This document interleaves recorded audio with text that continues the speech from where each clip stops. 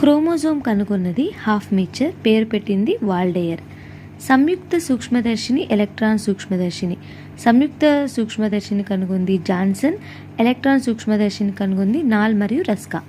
Bacteria సంయుగ్మం.